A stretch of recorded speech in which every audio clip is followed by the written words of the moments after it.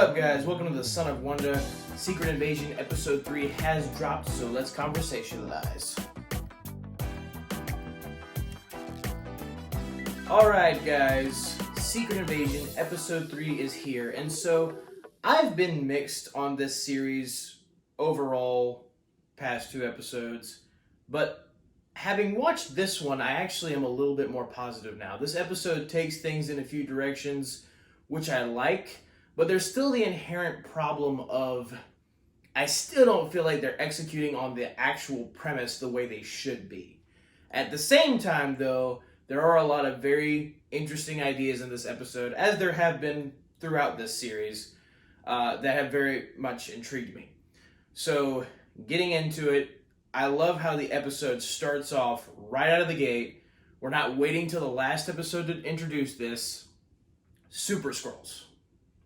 I mentioned in my last video that all those DNA samples from those different MCU creatures that they were that they revealed that the Skrulls had gotten DNA samples of in the last episode, I mentioned that was probably leading to Super Skrulls, and I was right. Whatever that machine it was that they were building is a machine that can turn Skrulls into Super Skrulls. And I like how Gravik introduces it to the other Skrull Council members in this episode and describes it. Gravik basically explains that once the plan his rebel Skrulls have set in place, once that plan is executed, all the superheroes will come after them. And the Skrulls need to become super themselves in order to combat the superheroes and become Super Skrulls. And I liked the way that was introduced. And so yes, we have Super Skrulls into the MCU, and that's a really cool thing. Also, I think, or at least I would hope, that because they say superheroes, or at least they say heroes, and then they imply superheroes in this episode, I would hope that we would actually see some later down the line. Again, I don't want it to end with, like, Nick Fury being non-superpowered and Talos really the only superpower he has is being a Skrull. I don't want them to just be able to find a way to beat the Super Skrulls. I want some actual superheroes fighting Super Skrulls, just like in the Secret Invasion comic books. Fingers crossed, fingers crossed. But I did like how right out of the gate, we started off with that.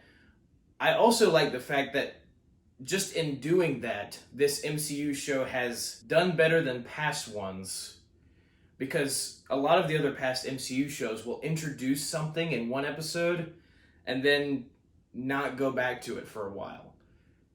In this series, the last episode introduced the idea of this machine and the idea of these other DNA samples from these other superpowered beings. It capitalizes on that, even though it's like only a little bit. It still capitalizes on it. It talks about it in the next episode. You don't have to wait till the end of the series to know, oh yeah, what was that thing that we introduced like 5 episodes earlier that we never went back to? It's not that situation. Praise the Lord. So, again, Super Skrulls, love that. That's great. We also get a little bit more backstory about Nick Fury and his wife. Big twist at the end of the last episode, Nick Fury, the fact that he has a wife and his wife is a Skrull. But, like, he already knew she was a Skrull. He married a Skrull. And we get a flashback to 1998, which would have been a year after the flashback at the beginning of the last episode. Lots of stuff going on here. So, in this flashback, it's pretty simple. We just get a little bit more context for how Nick Fury and this woman, Vara, developed their romance. And she gives him this piece of paper and she says, this should put Dreykov's men on their heels. And I assume, because she's part of the Skrull spy organization that Fury has created with Talos, that was established, in the flashback at the beginning of the last episode, Episode 2, I would assume that she's infiltrated the Red Room or gotten more information about Dreykov, because Dreykov was the main bad guy, you could say, for Black Widow. I'm not a fan of Black Widow, but I still thought it was interesting that they decided to weave those two things together. Fury's Skrull spies trying to stop Dreykov, as Dreykov was also in the government trying to control stuff of his own. That does bring me to a criticism of just the MCU overall. Like, there are way too many secret organizations controlling everything. I am sick and tired of secret organizations controlling everything. There only should have ever been 2, but Phase 4 decided to introduce 15 more.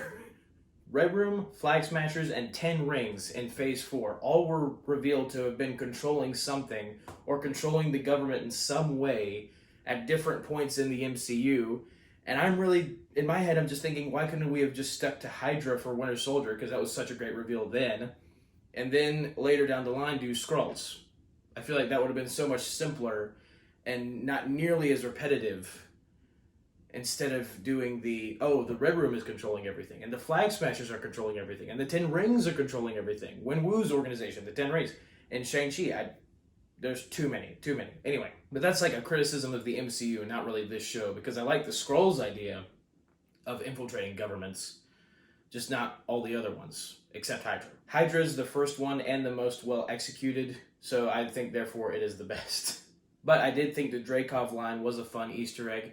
Then we moved back to present day with Nick Fury and his wife at that house that he went to at the end of the last episode. And it's funny to me because he and his wife have a pretty intense scene where his wife explains to Fury how Fury died in the blip and she mourned his loss for 5 years. Then when he came back from the blip, after, Hulk snapped half the universe back into existence in Endgame, he left again to his space station. And it was really funny to me hearing this conversation, because I'm like, okay, now that we know Nick Fury has a wife, and not only did he leave the Skrulls to fend for themselves on Earth when he got back from the blip and went to his space station, he also left his wife. So now I need even more context for why in the mess he left and stayed left. why in the mess he left and stayed gone for so long. Because his wife's pretty mad at him for it. Understandably so. So again, yeah, I definitely need a good explanation for that one. That's not just, I was sad about something. I feel like there needs to be way more to it than that for him to have just skipped out on Earth for ever. But then we get Talos's meeting with Gravik in this episode that was hinted to in the last episode, and I figured we would see it in this next episode, and we do. And it's funny, because in the last episode, Talos said he wanted to talk to Gravik about his daughter, about Gaia, Talos' daughter. But when Talos does meet Gravik in this episode, they don't really talk about Gaia that much. Her name is mentioned a couple times, but the conversation is not about Gaia. It's basically just Talos telling Gravik, okay, dude, I'm going to end your little Skrull rebellion. And I do like this conversation because you really get to feel Gravik's arrogance as the villain, how he thinks that he can just defeat the humans no problem, and that's what the humans deserve. And then you get Talos's grit and his stance that he's committed to about the humans. There was a great line that he said where humans are most formidable when they're threatened. Threatened with a common foe. And I liked that line because it's true. We are. And that's been proven in history many times. And I feel like that is something that a smart, clever alien like Talos would deduce from being around humans for so long. And I love how you see Talos's a little bit of his fury come out in this episode, especially in this moment, because Gravik keeps arrogantly taunting Talos by saying Gaia's name and threatening Gaia's life. And finally, it just gets to be this moment where Talos shoves a knife in Gravik's hand on the table and starts choking him, and he just says, let it be understood that till the end of time you are not to mention my daughter's name again. Got it? And then he just leaves the room. I was like, that's great. That's awesome. But we do get this very intense moment immediately afterward where Gravik pulls his hand out of the knife that has been stabbed into his hand on the table. Very brutal, but his hand immediately heals afterward the same way Extremis heals wounds in Iron Man 3. So it's officially revealed in this moment that Gravik has gotten the Super Skrull upgrade. So he went into the machine, or however the machine works, and got Super Skrull powers. So we know he has Extremis, and also based off some of the trailers I saw, it seems like he has the Groot Roots power, where he can like shoot roots out of his arm or something and grab someone, sort of like Poison Ivy controlling plants over in DC. Anyway, I thought that was very interesting, and again, it establishes Gravik as a greater threat for our good guys. I also like that, the increasing threat of the bad guy. That's why, I like this episode. It's probably my favorite so far because it moves plot points forward in interesting ways, in ways that elevate the tension quite a bit, and I really enjoyed that. Anyway, after this, Talos and Fury reunite, mend their friendship, and you get more Talos and Fury banter, which I did laugh at. I think that's another reason I liked this episode, is because you got a little bit of everything. You got the plot moving forward in interesting ways, and you got some Talos and Fury banter, some Talos and Fury friendship stuff, which that's been one of my favorite parts of the series so far, and I still like it. But Fury has uncovered information about this plot that will basically cause World War III to start.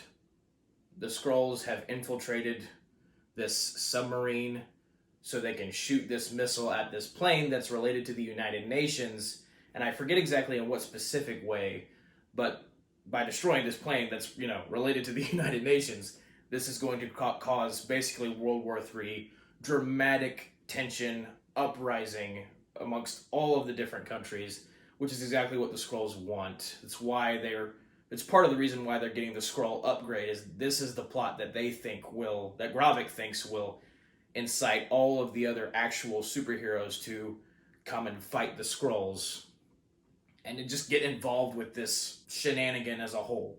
But Fury and Talos find the Skrull spy who holds the secret code to aborting the missile launch, basically, and they do this. In fact, Talos gets another crazy moment where Fury and Talos are basically playing bad cop, good cop with this Skrull spy guy. And at first, Talos is apprehensive, and he's like, "No, I don't want to hurt this guy because he's like the good cop in this scenario, and Fury's definitely the bad cop."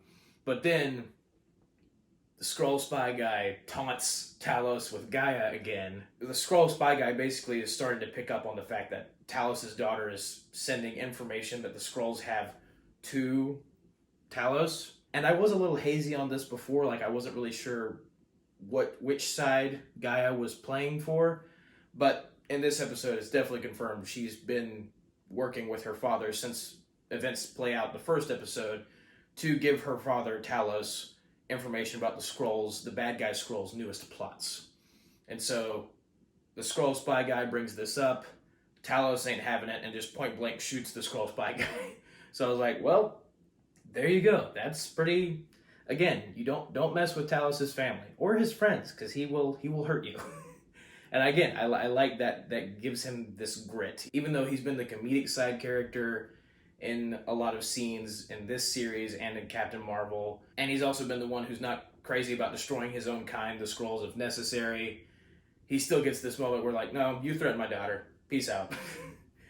I am a fan of that character moment for him as well. So good character work with Talos in this episode. Fury doesn't get moved a whole lot, but I am curious to see where his arc goes. And then we get our two big bangers at the end of this episode to hook us on to making sure we watch the next one. After Gaia ends up being the one to give Talos and Fury the code to abort the missile launch because Talos shot the Skrull spy guy, and the Skrull spy guy was the only one who knew the code. Gaia gets out of the Skrull base as soon as possible because she had to beat up some Skrulls to get to the code to find it out for herself so she could tell Talos. And so she leaves on a motorbike, and I knew she was not getting off that easy. I knew something else was going to come up. And sure enough, Gravik shows up in a car, and it's at nighttime, and Gravik gets out of the car. At first, Gaia is trying to still play like she's on Gravik's side, but Gravik reveals that yes, they were trying to destroy the plane to cause World War III, but throughout all of these different endeavors in this episode, they were also trying to find the traitor. They were trying to find the person who was leaking the Skrulls' plots information to Talos and Fury. And Gravik obviously has deduced that it's Gaia. He realizes this. And mid-sentence, as Gaia is talking, he shoots her. He just shoots her point blank. And she has this one final line where she stands up to Gravik, and this is the line that she says as he proceeds to shoot her. She says, "Tell me, Gravik, are you the Skrulls' leader or their worst enemy?"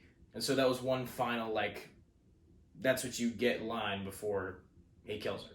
And I was shocked. I did not expect her to just die in that scene. And she seemed pretty dead. I mean, again, Marvel has all their different ways of bringing characters back, but I don't know. She seemed pretty dead. Like, she reverted back to Skrull form when she died, and that's what happens to Skrulls when they get shot or die. So, I mean, she seems pretty gone. And that's a gutsy move to kill off a character that you just introduced in this series. But this character death seems more potent for the story than even Maria Hill's was, because this character death, at least it should, going forward, give Talos, this should tick Talos off to, the nth degree. Talos should be livid now. Especially after in this episode they established how mad Talos got at even the bad guys taunting Talos with, threatening Gaia, threatening her life. The fact that she's died now at Gravik's hand, Talos is probably going to be all in on the revenge mode against Gravik, and that might even come into conflict with Fury. At least that's what I'm hoping for. That would be great tension building. That would be great storytelling. I'm just really hoping they carry that out, because we all know, especially after the first Marvel Disney Plus show, WandaVision, we all know that you have to wait till the last episode to see if the series is actually good and actually pays off everything it set up beforehand. So that whole thing was insane, and I actually was pretty proud of this show for committing such a gutsy move like that. At the same time, I really hope they utilize this move later. Final thing in here, Fury's wife, she had taken a phone call earlier in the episode, and because she's already mad at Fury, Fury suspected that his wife might be on Gravik's side, especially since, she's Gravik's mother. I mean, that might come into play. And so Fury's wife gets another phone call at the end of this episode. She's just alone at the house, and she goes to this very fancy looking place, and I'm not exactly sure what it was, but she has this gun she keeps, and you get the sense that she feels very much in danger. And then she gets another call, answers it, and she's supposed to meet this random dude at a church in 1 hour. And then the episode ends. But the voice you hear, you don't know who the person she's talking to is, but the voice you hear, at least for me, was very distinctly Rhodey's voice. And she says, "I need to speak to Gravik." So she has some affiliation with Gravik, other than being, his mother. Some affiliation with Gravik that involves all of these evil plots. At least that's what I'm assuming. And so that's the first reveal, is that she's had some affiliation with Gravik. She might be on Gravik's side. And then the second crazy thing is that again, at least to me, is very clearly Rhodey's voice. So, again, what I said in the last episode, the likelihood of Rhodey being a Skrull is pretty high, considering he volunteered himself to fire Nick Fury, which seems like it would be pretty out of character for Rhodey to do. Rhodey pretty clearly seems to be a Skrull.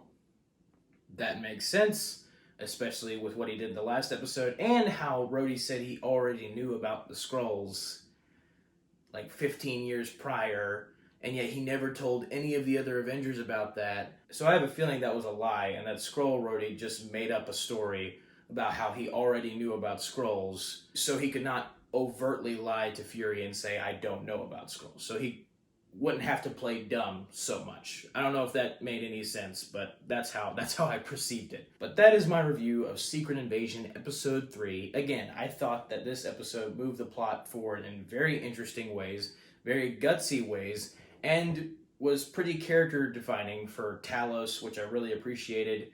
Very curious to see where all of this tension leads. Right now, they have a perfect setup for stuff going forward, and I feel like it's going to be very interesting to see.